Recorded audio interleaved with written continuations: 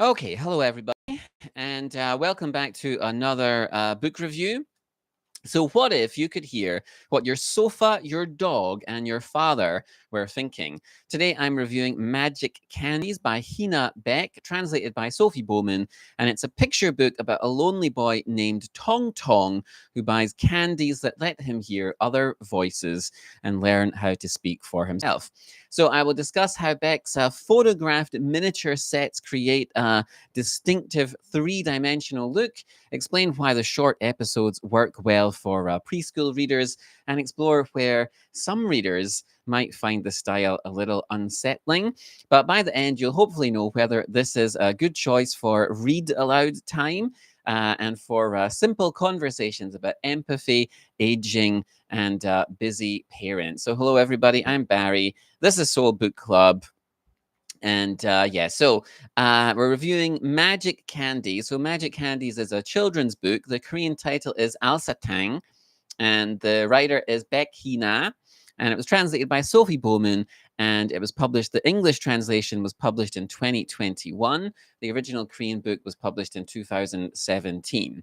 So Baek is a beloved illustrator, animator, and picture book author. She debuted in 2004 with a book called Cloud Bread, which I believe has also been translated into English, but I haven't read that one yet. And anyway, Magic Candies won her the Author of the Year for Fiction Prize at the Bologna Children's Book Fair and in 2005. And it went on to sell over 500,000 copies. However, interestingly, around about after this book was so successful, there was actually some controversy because the book earned, I think, literally billions in won, Korean won in sales from merchandise and various other things. But Heena Baek, she received a relatively small portion of that money because of her contract, her original deal. And this controversy ultimately led to some, I think, quite significant changes in the contracts for picture book writers. Becky now would become the first Korean writer to win the Astrid Lindgren Memorial Award, which is also a prestigious children's book award. And she won that in 2020. And her books have been translated into a lot of different languages now, even adapted into musicals, and are beloved by readers of all ages, especially here in Korea. And Magic Candies is a fantastic introduction to her creative work and her style and just her imagination. So Beck is very celebrated here in Korea for the unique and highly distinctive style that she uses in creating her picture books. So what method, what technique is Beck using, and why is it so unusual? So her work is genuinely distinctive. I don't consume a huge amount. I don't read a huge amount of children's books or books for this age group. But I don't think I've ever seen an illustrated book or picture book that uses quite the same technique. And the best way I can describe it is that all the images they're basically, they look like stills and photographs from a 3D animated movie. So or like a 3D, so like a movie, like using miniatures or models. So maybe more like the like the Aardman animation or something like that. But she creates models of all her characters, and then very 3D physical models, and then also these highly detailed backgrounds, and then photographs the models against the backgrounds. And so that's the most initially striking aspect, is this kind of 3D quality. But her artistry is also evident in the models themselves. So these models are also extremely distinctive. They usually have these incredibly expressive faces and appearances. And then together, these elements, they combine to create very striking and very captivating images.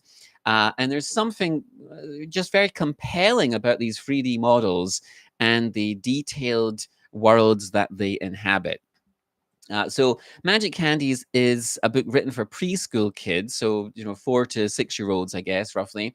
So what story is Beck telling for and how is it tailored for this specific age group? So it's a very simple and life affirming story, as you might expect. We're introduced to a lonely young boy called Tong Tong who doesn't have any friends.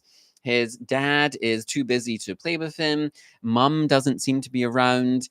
And even his pet dog is old and doesn't have the energy to play with him anymore.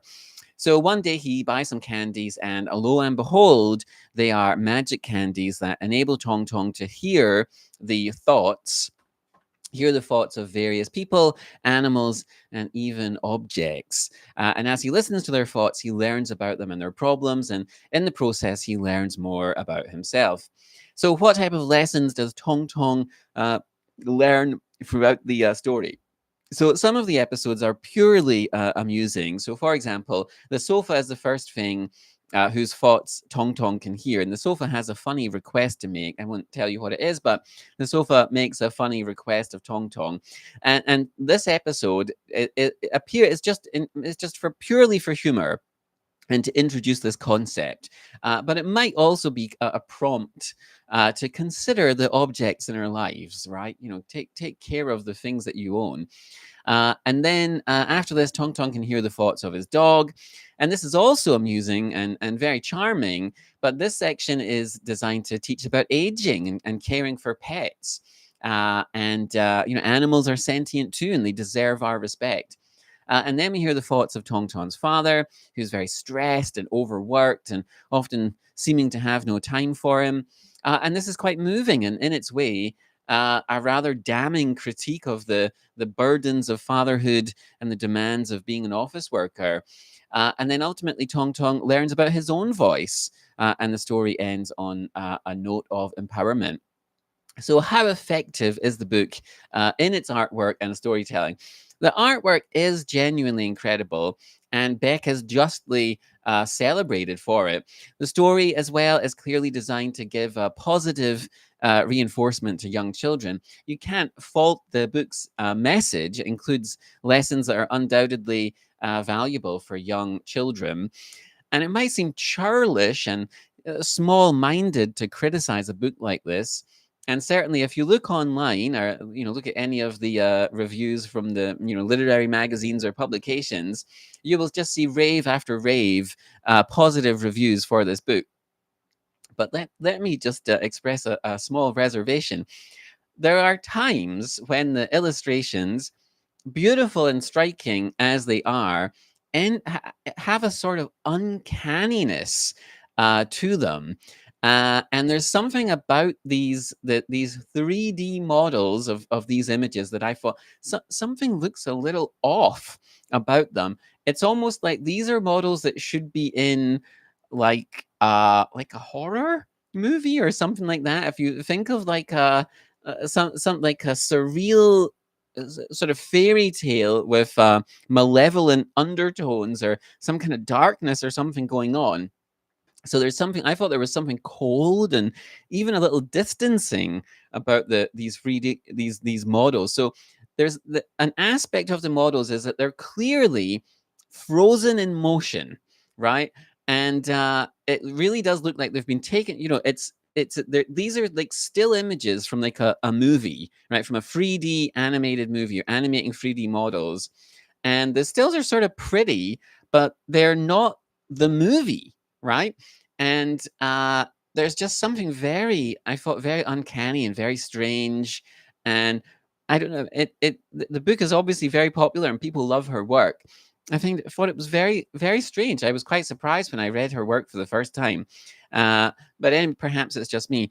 And then another thing, and I know this is a children's book, the story itself seems like an afterthought. It's very just random, and just sort of contrived. There's something very artificial and forced about the story. It's almost like, okay, this will do. This is good enough. And so honestly, I had some reservations about this book.